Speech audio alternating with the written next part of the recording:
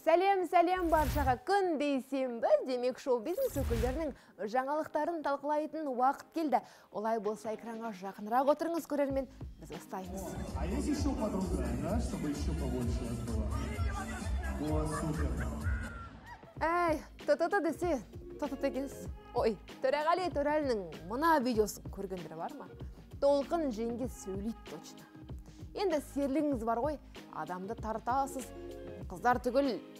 Жуладым!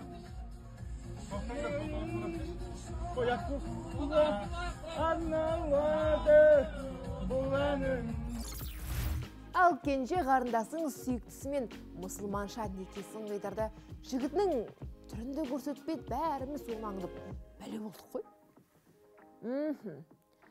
Бұлай денелі жігіт сияқты, қасы көзі қара сияқты, футболист дейді. Неге көрсетпейді түрін? Көстет деймекен, әтер енді ұзату тойымда көрсетем деп отыр. Күтейік. Бірақ джентльмендігінде сөз жоқ қой енді.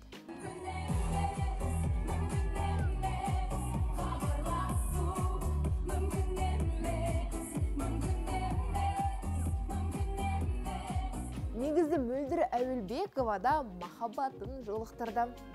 Бірақ оның ендігі махаббаты су жаңа көлігі деген сыбыс бар. Не болса да Мөлдір ханымға да бақыт тілейміз. Олай болса, менің назарыма іліккен жаңалықтар топтамасы осындай болды. Келесі апта жолыққан жаман сау болыңыз, көрермен. Бейсенбі берекелі болсын.